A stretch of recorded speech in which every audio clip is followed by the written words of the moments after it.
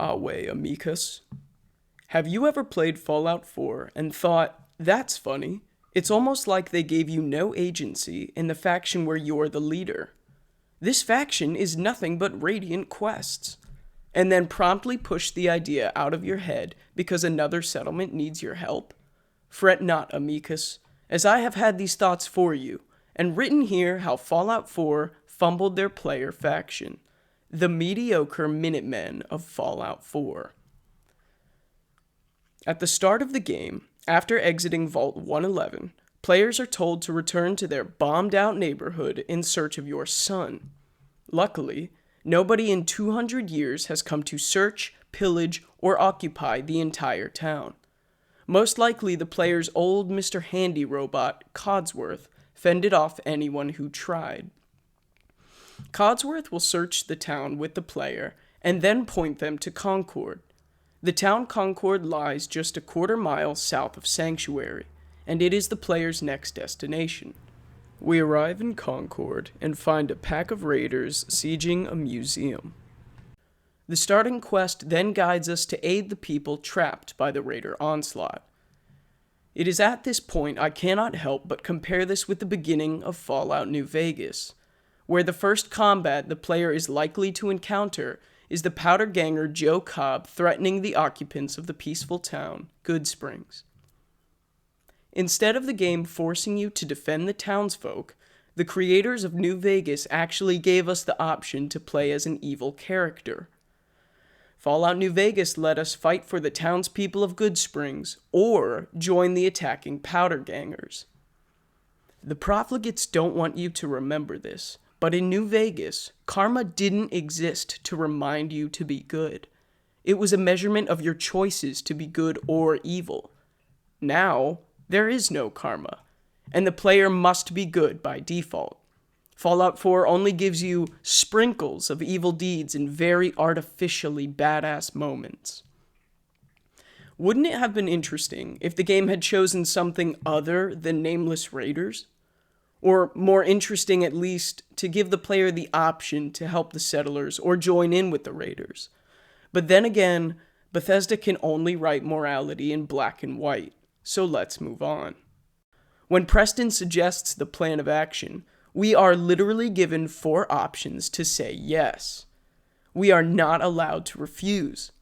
If this was not bad enough, we are then asked to go on the roof, enter a mechanical power suit that is centuries old, pull a mounted rotary machine gun from its 200-year resting place, and fight a dozen armed men with just one man offering cover fire.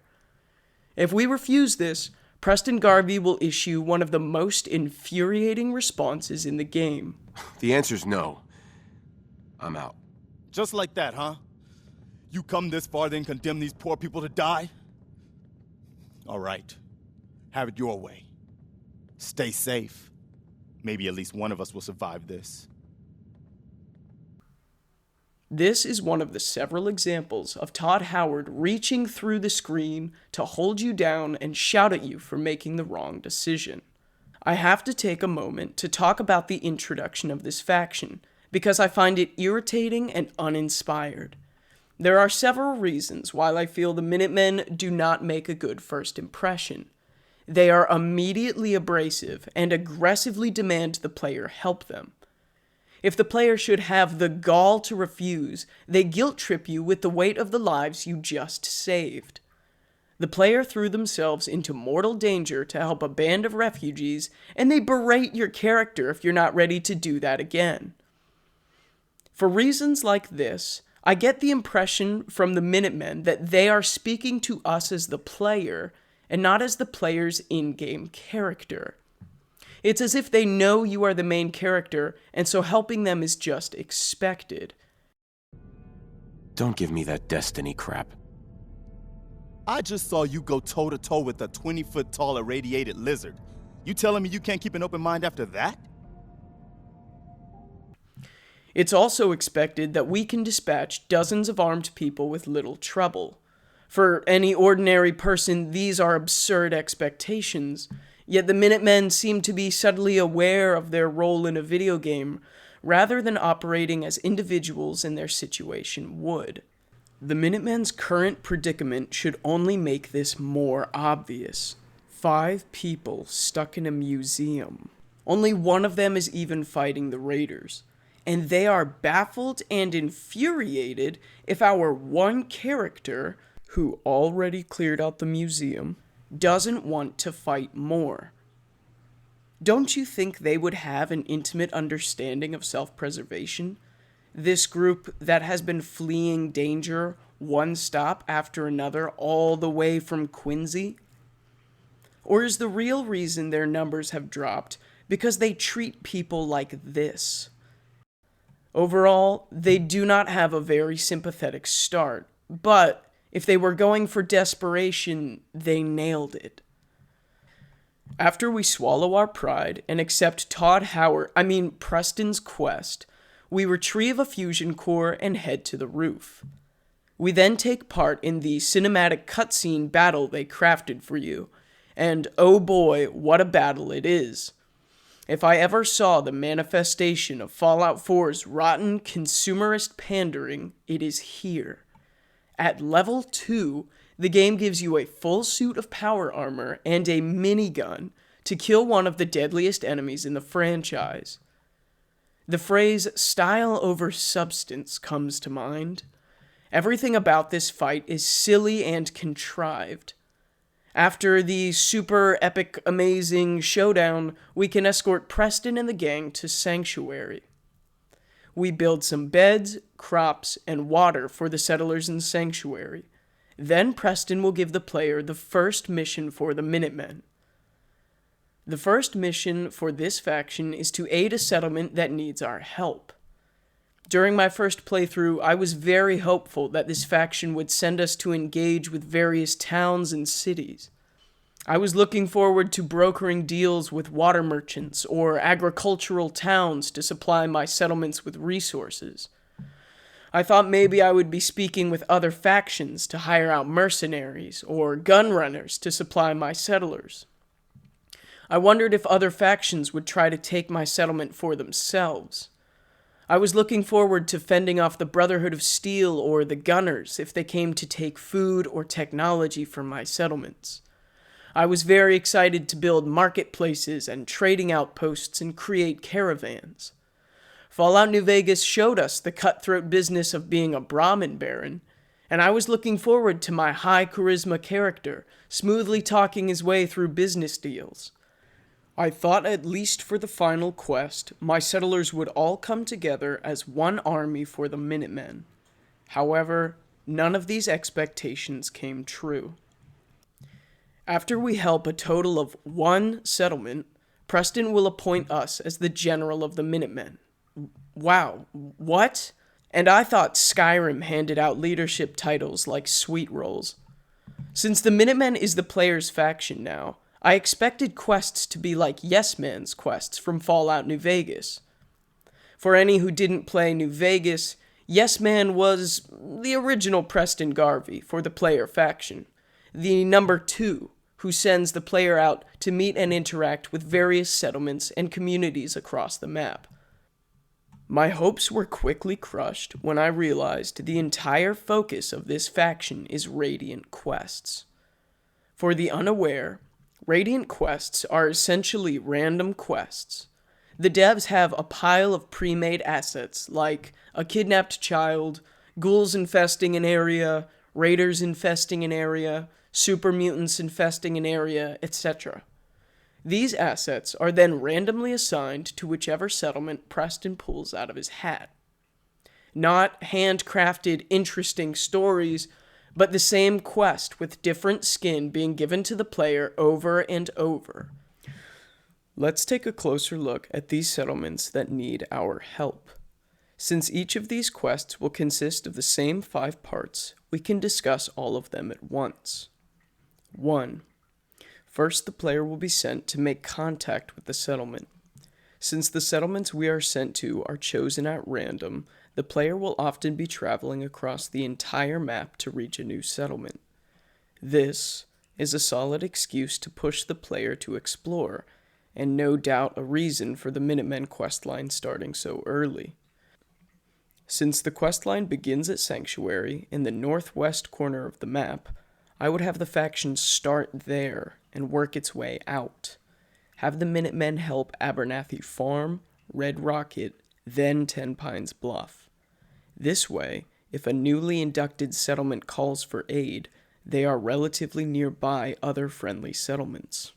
On my current playthrough, I was sent to Ten Pines Bluff, Oberland Station, and then Somerville Place. Unless the settlers know the player can fast travel, when they call for help, they shouldn't be expecting it anytime soon. 2. Once the player arrives at the settlement, they make contact with the settlers. They will inevitably ask the player to go engage in combat somewhere. Helping the settlers is a good enough reason to send the player into combat. However, after about the third settlement, it becomes very apparent how similar each settlement quest is to the next. The burnout from helping settlements is real. Meeting what feels like the same generic man or woman at each settlement is a bore. Luckily, the game threw in a handful of unique NPCs in certain settlements to spice things up. Being sent from enemy outpost to enemy outpost to enemy outpost does not spice things up. 3. After meeting the settlers, we are tasked with the combat itself, which we have partially discussed already. The unfortunate truth is that helping each settlement means combat. I'd reference my earlier point about combat being the focus of the game rather than a vehicle for telling stories and offering player choices. Why must helping settlements be relegated to combat for combat's sake? Buckle in, I'm going to spitball some ideas here. What if a settlement needs seeds for starting a farm or something? Maybe the soil around this settlement will only grow a certain genus of wheat that is more robust and able to survive the harsh wasteland elements. The player could begin searching several greenhouses across the map for the correct kinds of seeds. Upon returning to the settlement, the player now unlocks that type of crop to be planted at any available settlement, unlocking wheat 2.0 with higher food yields or something. Maybe a settlement just doesn't have enough people to do all the work. The player could assist in farm work to pick up the slack. Upon the day's work being completed, the general could radio for more settlers at this settlement. I think it would be interesting to have something similar to the quest Birds of a Feather from Fallout New Vegas. In the town of Freeside, the player could ask the energy weapon merchants, the Van Graffs, if they are looking to hire. Gloria will agree and give the player a job on guard duty. This is one of my favorite quests of all time, as it has the player doing a regular job. We guard the storefront, requiring the player to wear the uniform and appropriate weapon. While on guard duty, several different NPCs approach the store, giving the player a variety of options to either do their job well or engage in classic Fallout shenanigans. It's always nice to put the player in the shoes of the NPCs around them, to see what a day in the life of one of your settlers would look like. A quest involving the player working as one of their settler farmhands for a day would be great. A settlement could be feuding with another nearby settlement and ask the Minutemen to kill them. The quest could begin with one settlement telling you of horrendous raiders living nearby and demand you shoot them on sight. Upon reaching the raiders, the player could speak to them about their predicament. Perhaps they stole some crops and needed the player to broker a deal. Or maybe one of their teenagers ran off with the other settler's teenager, and both of the parents blame each other, requiring some high charisma to smooth things over, or finding the young couple hiding out in Good Neighbor and convince them to return home or something. Maybe a settlement has contracted a sickness and asks the Minutemen to help them. The player could have the option of wiping out the plagued settlement and lying to Preston. Maybe we tell him there was nothing we could do, they were dying anyway. we would have only returned with the virus. Or the player could search a medical lab and find a cure the settlers need. Maybe a settlement isn't even a settlement, and the radio beacon called you into a raider trap. A mimic settlement, Dark Souls style. Maybe this only occurs after your 10th settlement. The raiders have heard about you coming to help anyone who asks without vetting your info, and takes advantage of this. Perhaps a settlement calls for help and tells the player they have ferals encroaching on the borders. The player could investigate and find several ghoul settlers. Either the settlers could discriminate against the ghouls and they lied to the player so that we would kill the ghouls. In this scenario, the settlers could either be convinced to allow the ghouls to stay, or the player could send them to the slog.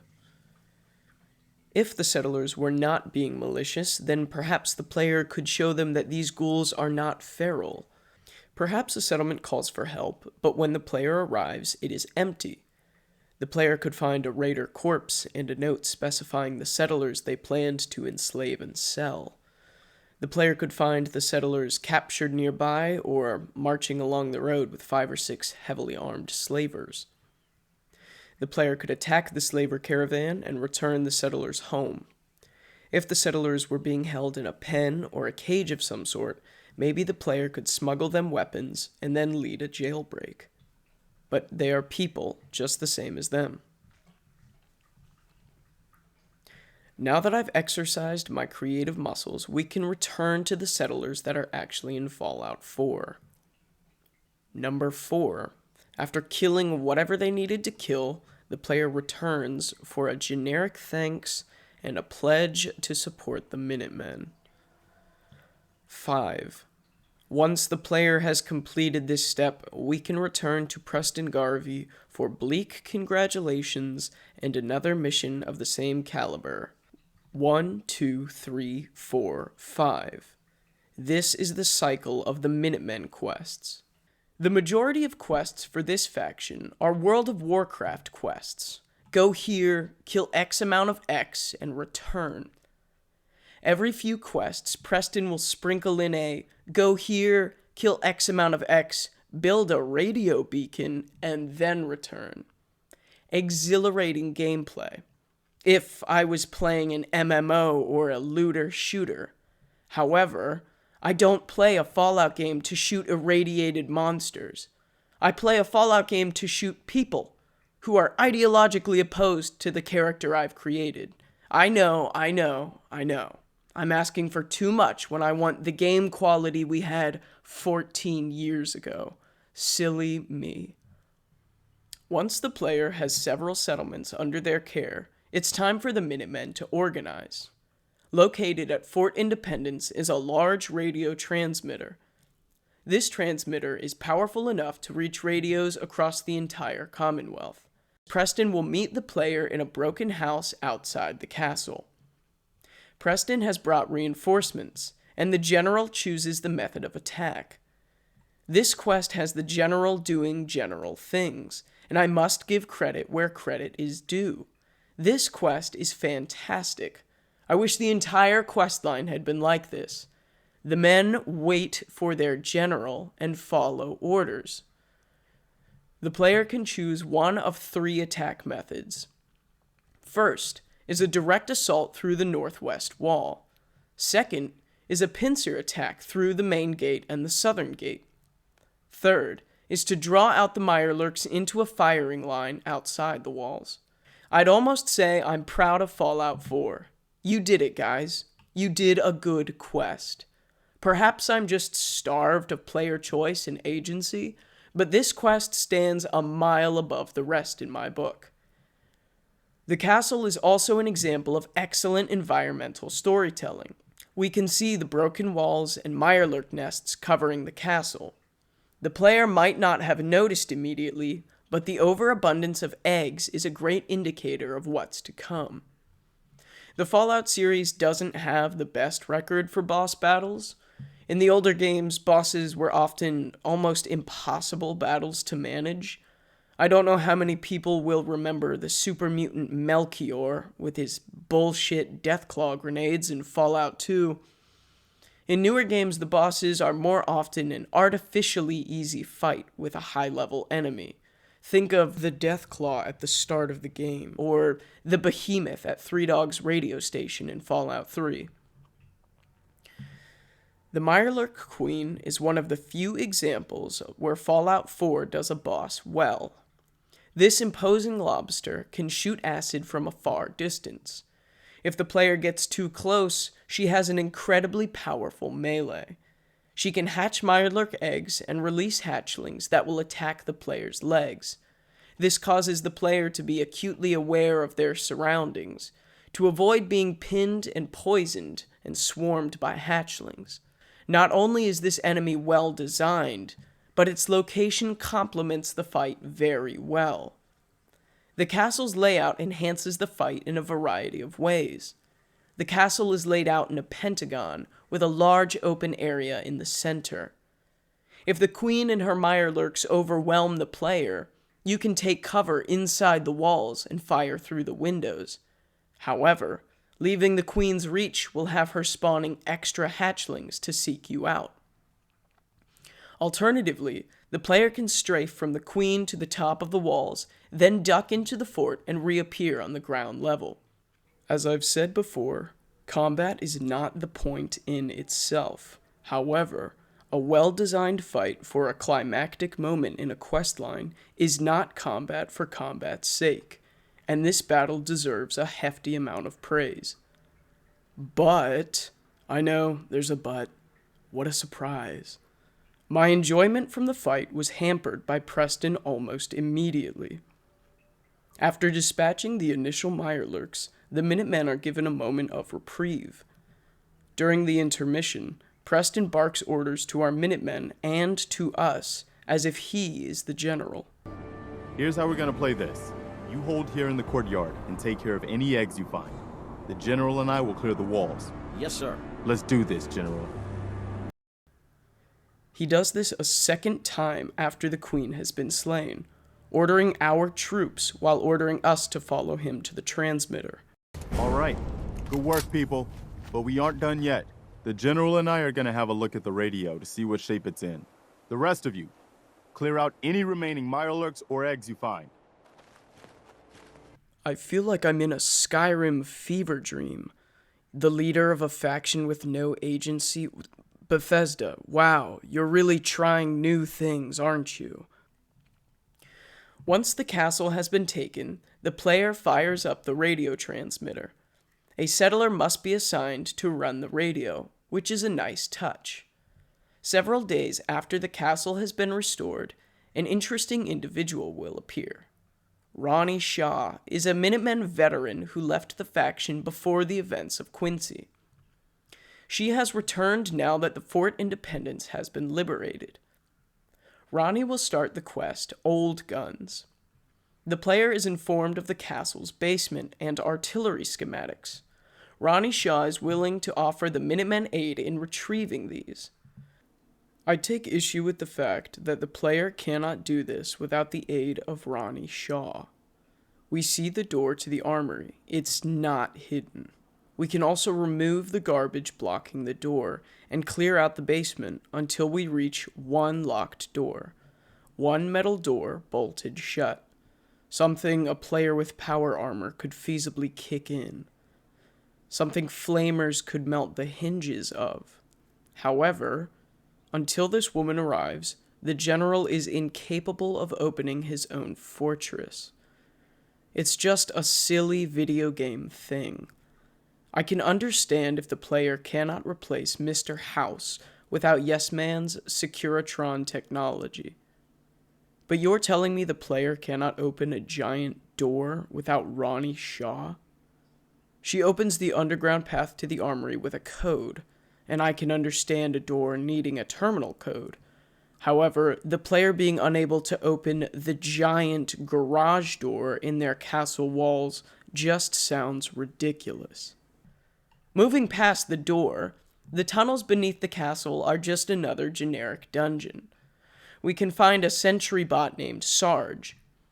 This big metal Minuteman has been guarding these ruins diligently for decades. It's our job to lay this good soldier to rest. In the next room, we find General McGann, who hasn't decayed in over 40 years. Yup, that's Bethesda. I'm sure someone somewhere could find a reason to justify it. In his terminal entries, we can read about the night the castle was attacked by Mirelurks. General McGann, believing it was super mutants, was trapped in the tunnels under the fort. He sealed off his only other exit, the Armory, in an effort to keep the attackers from capturing the weapons stored there. After using all the traps and defenses available to him, he would run out of food and water. His terminal entries say that all he had left was a case of wine, so he might as well go out with a toast.